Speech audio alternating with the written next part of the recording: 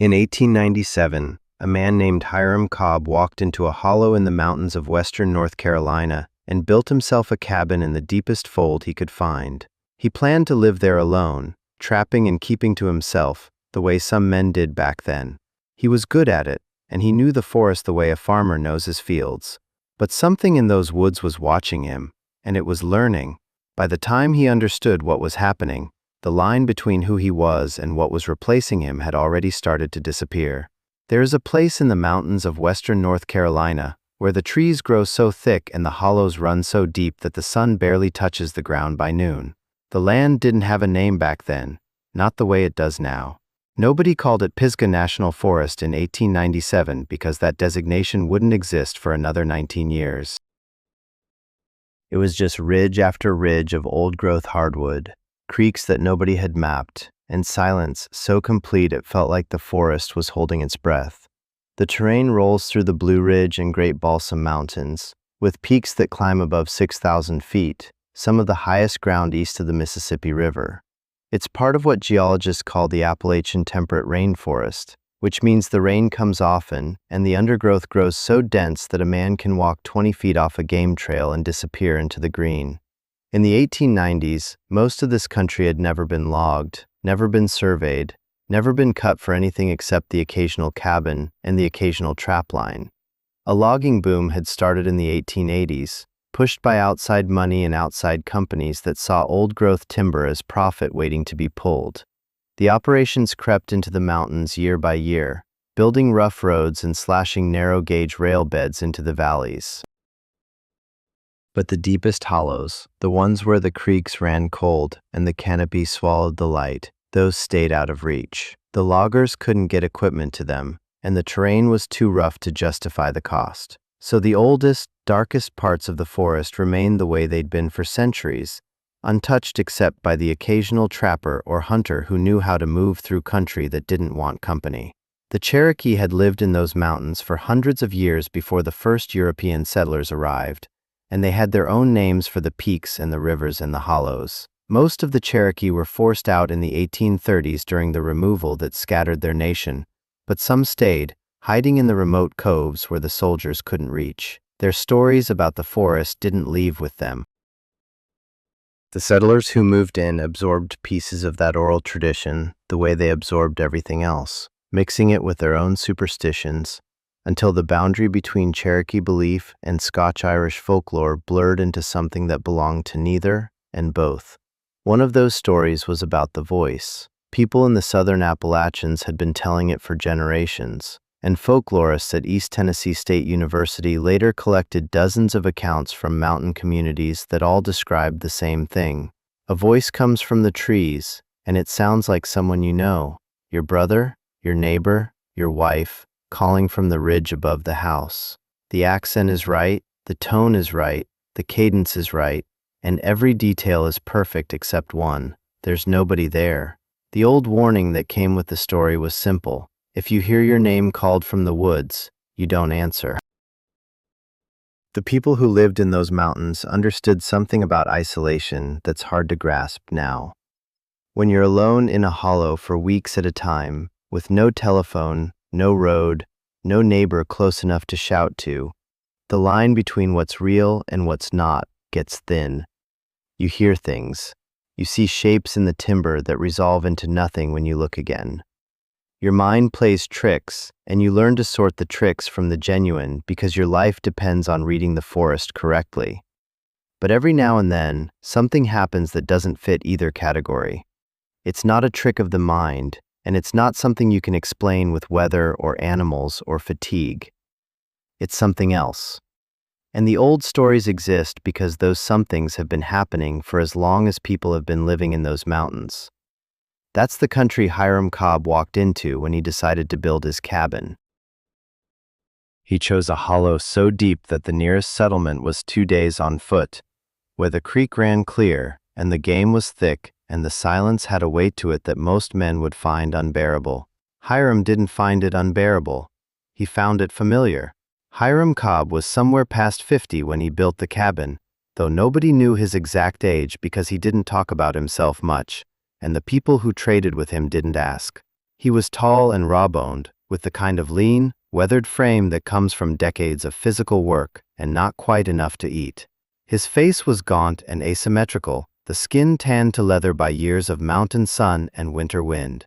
He wore a stiff felt hat that had sweat stained into a permanent shape, and his clothes were the kind of rough canvas and wool that a man patches until there's more patch than original fabric. He came to the hollow sometime in the late 1880s or early 1890s, walking in alone with a pack and a rifle and the tools of a trapper.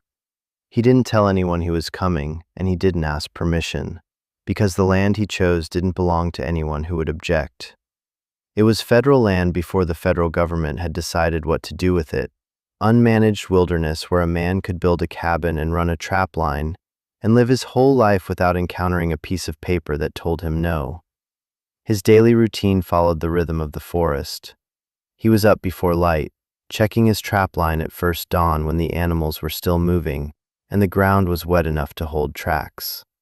The line ran for miles along the creek bottoms and the game trails, a series of foothold traps and snares set where the animals traveled, camouflaged with leaves and mud so they looked like part of the ground. He'd check each one, reset the sprung traps, bait the empty ones, and carry back whatever he'd caught in a canvas sack slung over his shoulder. The afternoons were for processing.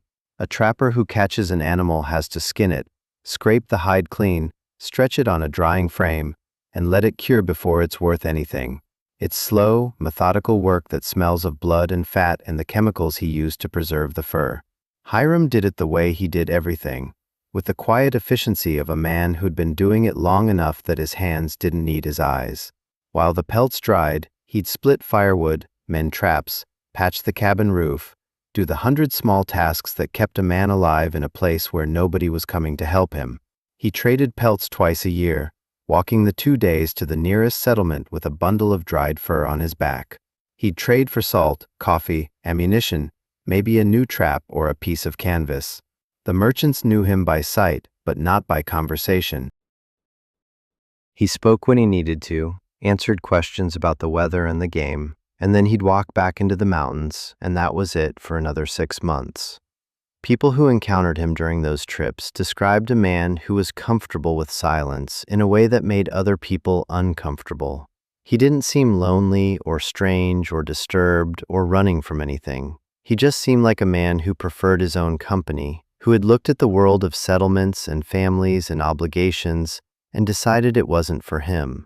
There were men like that in the Appalachians, and there had been for generations. The mountains made room for them the way they made room for the bears and the panthers and the things that nobody talked about openly. Hiram kept journals, not because he was a writer or an educated man, but because a man alone for months at a time needs something to talk to, and paper doesn't interrupt.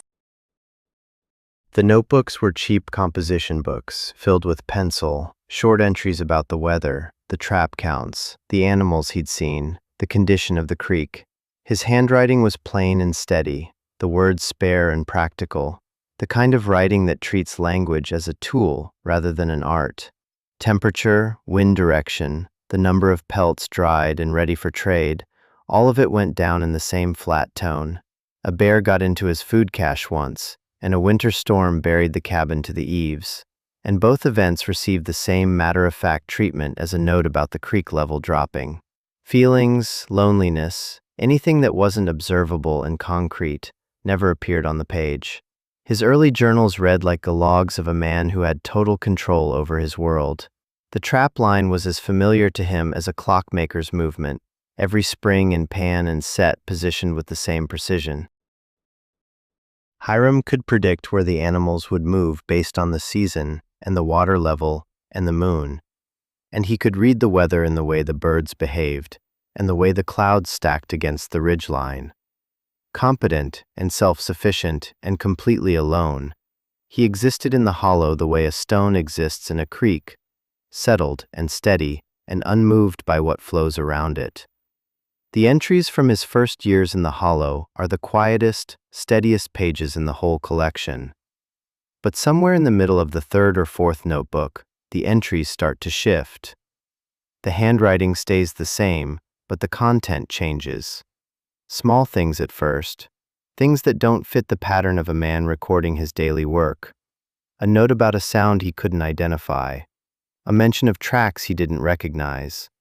A single line about the feeling that something on the ridge was watching him.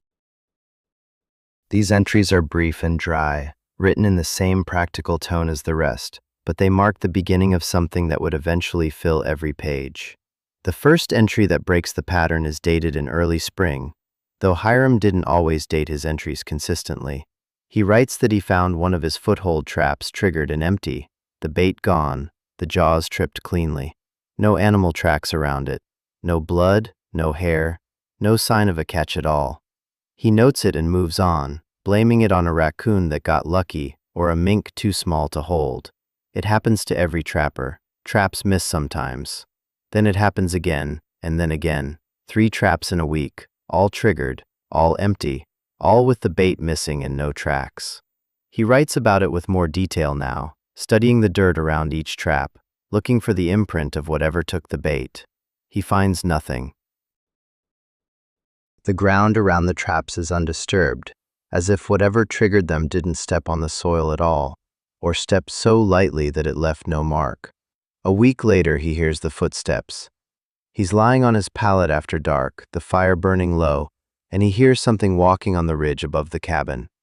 The sound is heavy enough to be a man, but the rhythm is wrong, too slow, too deliberate, with long pauses between each step, as if whatever is up there is placing its feet with care, testing the ground before committing its weight. He listens for a long time as the footsteps move along the ridge from east to west, past the cabin, and stop. He doesn't go out to check, because a man who lives alone in bear and panther country doesn't go walking towards strange sounds in the dark. In the morning he makes a note of it. That afternoon he walks up to the ridge to look. Boot prints sit in the mud where the moss is worn thin, and they look like his own boots. Same size, same worn heel, same pattern. He stares at them for a while, turns around, and walks back down. In his journal, he writes that he probably walked up there days ago and forgot, or that the prints are old and the rain softened them into something that looks fresh. It's the explanation a practical man reaches for when the alternative doesn't make sense. Then the voice comes. He's working a pelt one evening, scraping the fat from a beaver hide with his knife, and he says something to himself.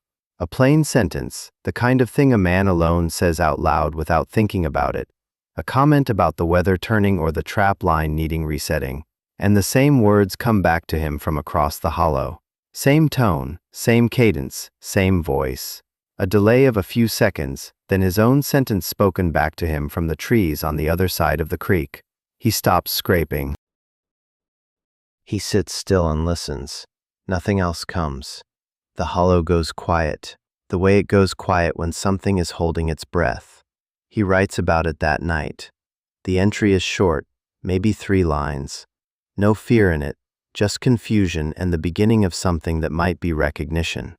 He's a man who grew up in the mountains, and he would have known the old warning about the voice in the woods. Every man who came from those hills knew it, but knowing a warning and believing it applies to you are different things, especially for a man who's lived alone in the forest for years and never heard anything he couldn't explain. The feeling of being watched comes next, and it's not a new sensation. A man alone in the woods always feels like something is watching him. The deer watch from the tree line, the hawks circle overhead, the owls track you from their perches. But this feeling has a direction. It comes from the same spot on the ridge, every time, a particular stand of hemlock about 200 yards above the cabin. He looks up there dozens of times a day now, scanning the trees, and he never sees anything.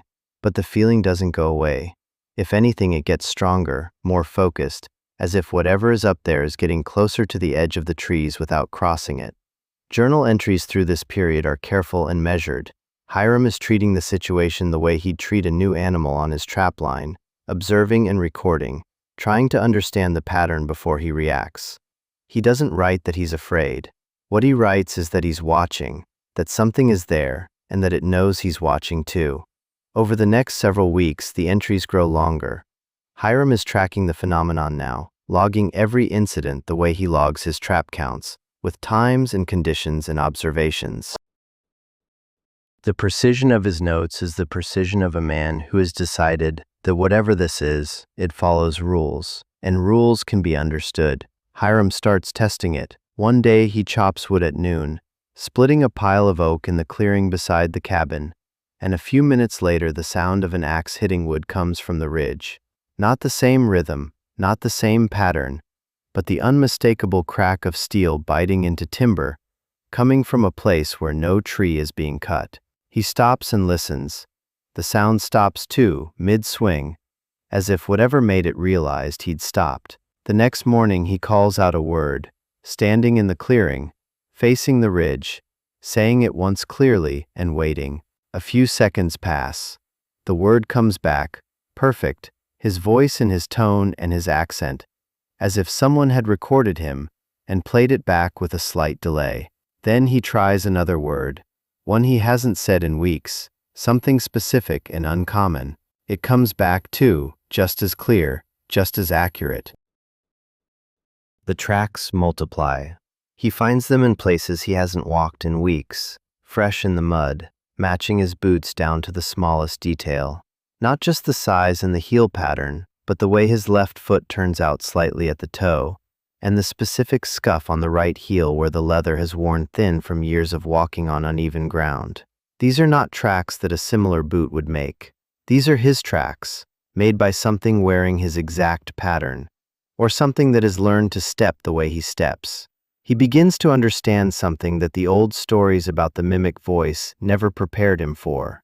The folklore says the voice calls your name from the woods, and it's a test, and you don't answer.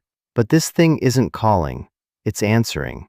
The entity isn't trying to lure him anywhere, isn't standing at a distance and throwing his voice back at him. What it's doing is practicing, learning the shape of his sounds, the pattern of his movements, the rhythm of his day, and getting better at it every time. He writes that it's like something is learning his shape, not his physical shape, but the shape of his life, the way he moves through the hours, the way he occupies the space around his cabin. He uses the word patient more than once, and he uses it the way a trapper uses it when describing a predator he's observed but hasn't identified yet. Not with fear, but with the kind of respect that comes from recognizing something that knows what it's doing. One morning, something on the ridge stops him mid-stride. He's walking to his trap line, just past dawn, and he glances up at the hemlock stand the way he does every morning now. There's a shape there, standing just inside the tree line, half hidden by the branches. He can't make it out clearly. It's dark against the dark timber, and the morning mist is still thick in the hollow, but it's there, and it's upright, and it's facing him. Hiram stands still and watches it for what feels like a long time. It doesn't move.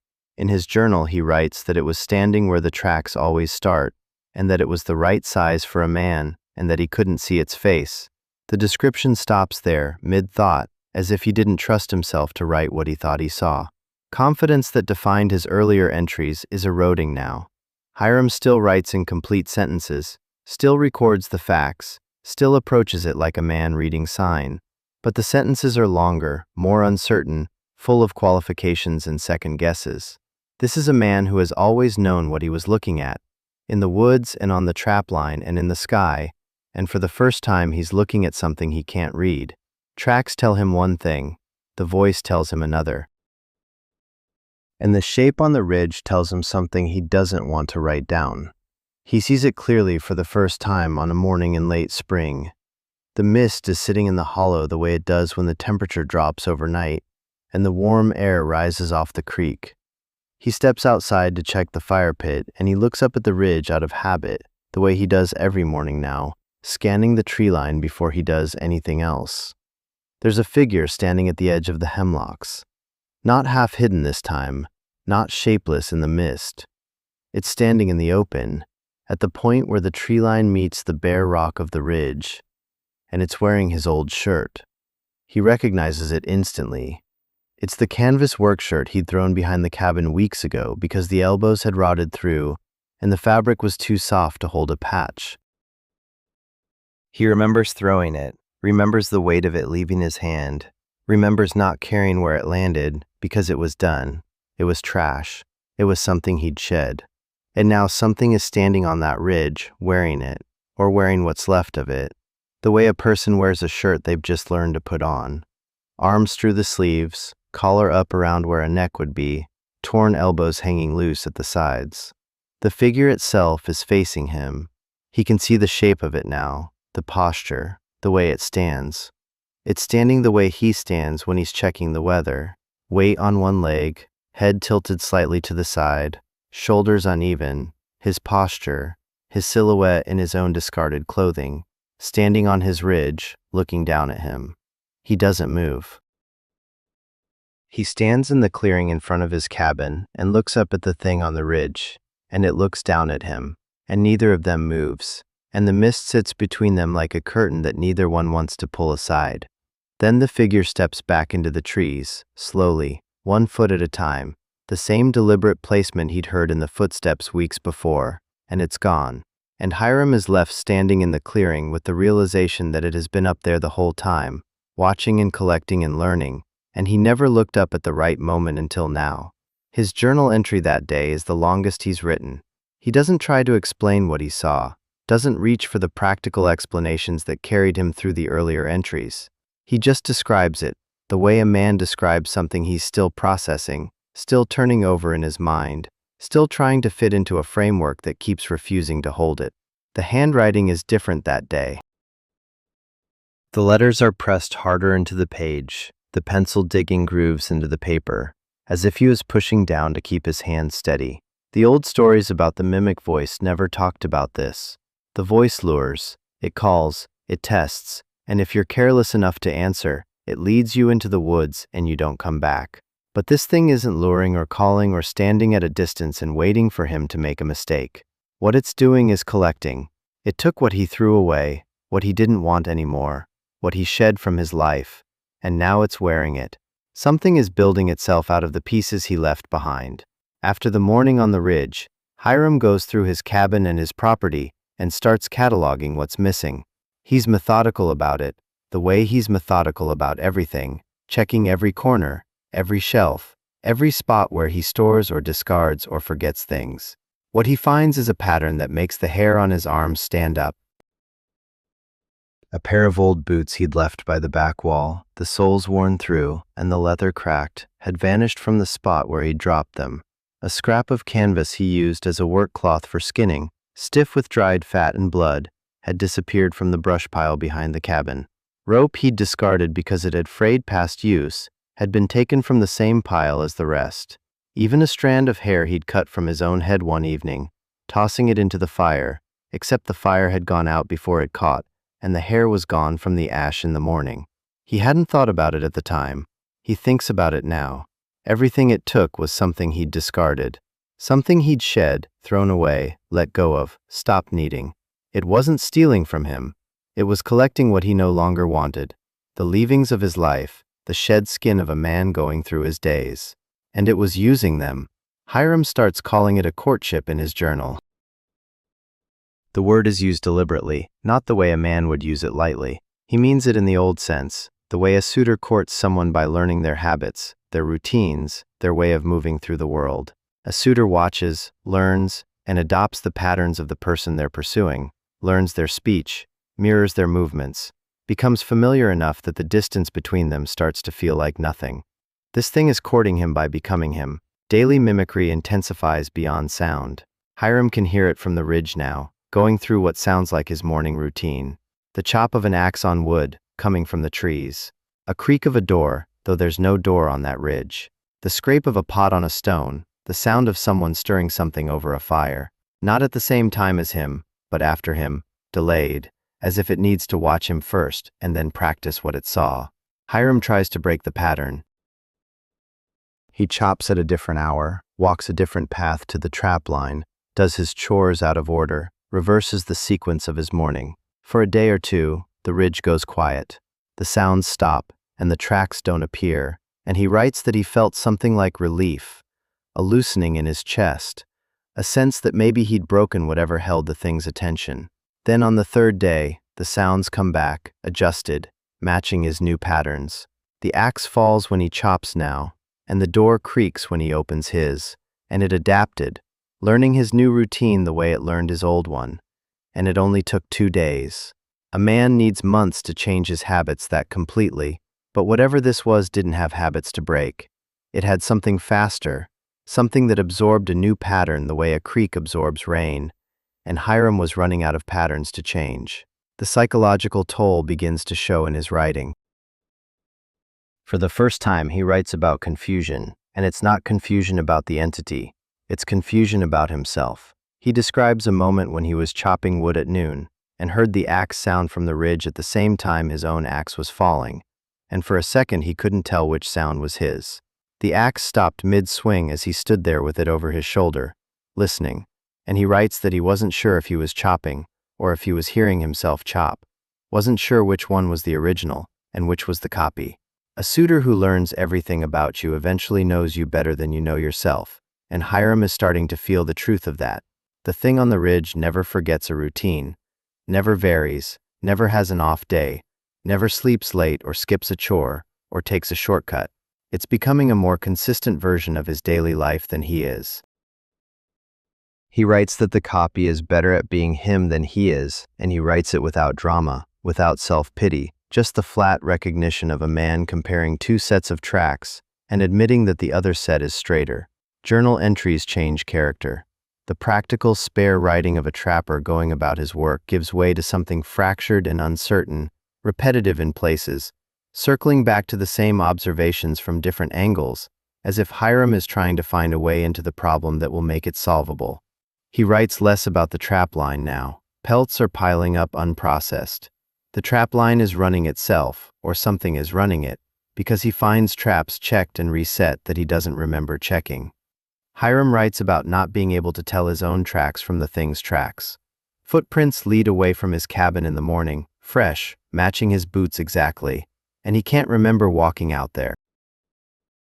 Other footprints lead back, and those look familiar, and he thinks he remembers making them, but the 2 sets are identical and he can't tell which came first. Dirt doesn't lie, but it doesn't clarify either, because the prints are the same size, the same pattern, the same gait, and they overlay each other in ways that make it impossible to separate one man's path from another's. Temporal confusion gets worse. Hiram writes that he went to check his trap line at dawn one morning, walking the familiar route along the creek, and when he got to the first trap, it was already checked. Bait was gone, the trap was reset, the way he resets it, with the same angle on the pan and the same camouflage of leaves and mud. He was sure he hadn't been there yet. He'd walked straight from the cabin to the first trap, no detours, no stops, and the trap was done. His tracks were all around it, but they were already there when he arrived, as if he'd walked the line in his sleep, or as if something had walked it for him wearing his feet. Hiram starts hiding the journal. First he moves it from the shelf where he kept it to a spot under the sleeping pallet, then to a hollow in the wall behind a loose stone, then to a hole he digs in the dirt floor and covers with a flat rock.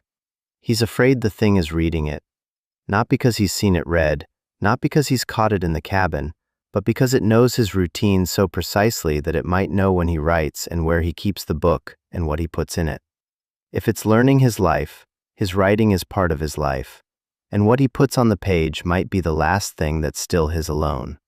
Fear of sleep comes through in the later entries.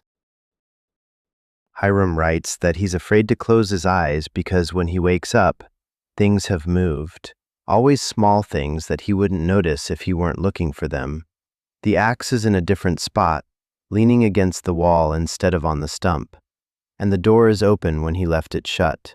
Fire has been fed when he let it die, the coals raked and new wood added, burning steady in the morning when it should have been cold.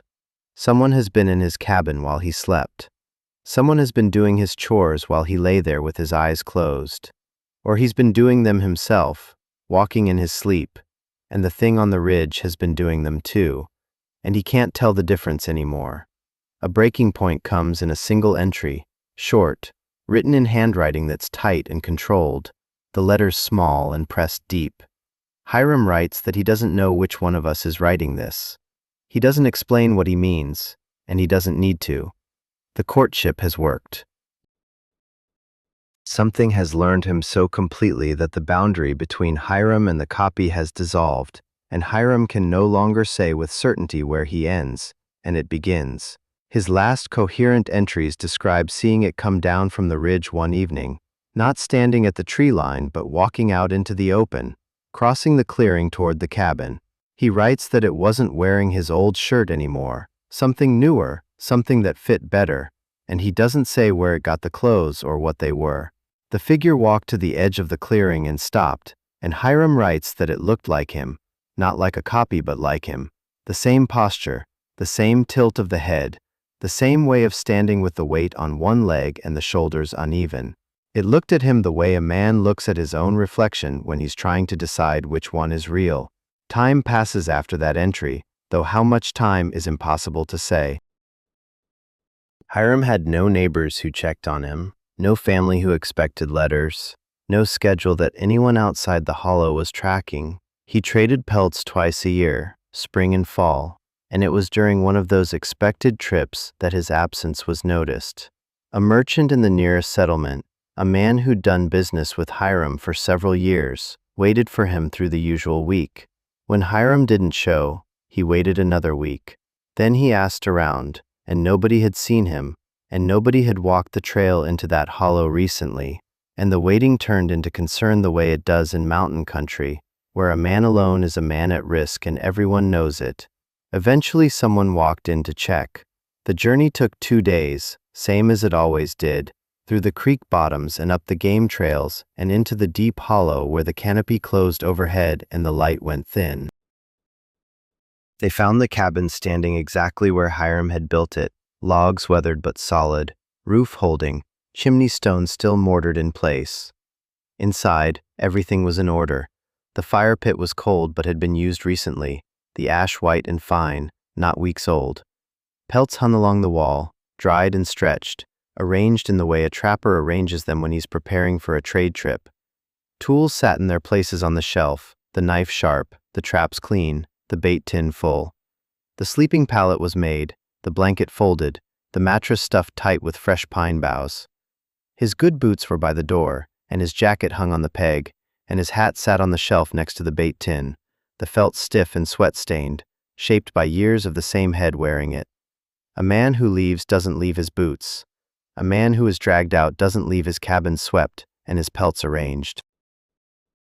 The cabin looked like a man who had stepped outside to check the weather and simply hadn't come back, or hadn't needed to come back, because he was already gone in a way that had nothing to do with walking.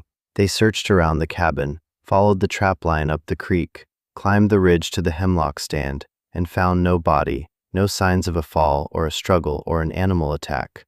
The tracks around the cabin were confusing and contradictory. Boot prints in the mud, the same size, the same worn heel, the same scuff on the right side, some going toward the ridge, some coming back, all identical, all overlapping, as if one man had walked out a dozen times, or 2 men who wore the same boots had walked together and left the same prints, and no one could tell which set was which. They found the journals inside the cabin, hidden where Hiram had moved them, buried under the flat rock and the dirt floor. Several composition notebooks, filled front to back, the early pages weathered and the later pages still fresh. The handwriting on the first pages was plain and steady, the recording of a trapper going about his work, nothing more. The writing on the later pages told a different story, the one you've been hearing, unfolding in real time as Hiram lived it. Someone sat in that cabin and read through the journals from beginning to end, and the story came together the way a picture comes together when you step back from it. Early entries are the background, the routine, the life of a man in control. Middle entries are where the cracks appear, where the sounds and the tracks and the voice start to intrude on the order he'd built. Later entries are the collapse, the self-dissolving, the line between the man and the thing on the ridge blurring until it isn't a line anymore. Final entries are the ones that people who read the journals couldn't stop thinking about. The handwriting changes. Not gradually, the way it would if a man's hand was failing or his mind was slipping. At some point in the last pages, the script shifts. Letters are the same shape, the same slant, the same proportions that Hiram used, but the pressure is different. Too even, too consistent. The strokes perfectly matched to each other, with none of the variation that comes from a human hand. Reading it feels like watching someone who had studied Hiram's handwriting long enough to reproduce it, practicing, getting it right, smoothing out the imperfections that made it his. That last entry is written in the new hand. It uses Hiram's words, his phrasing, his patterns of speech, the same spare and practical language he used for years. But the content is different in a way that's hard to pin down and impossible to shake. The entry describes the cabin, the trap line, the weather, the morning routine, all of it described perfectly, completely, with the accuracy of someone who has learned every detail of another person's life and is now recording it as their own. The last line is functional, a weather note, a trap count, the kind of thing Hiram wrote every day, written as if the journal had never been interrupted, as if the man who writes in it had simply changed hands. Journals don't answer the question of what happened to Hiram Cobb. They document the process by which the question became unanswerable.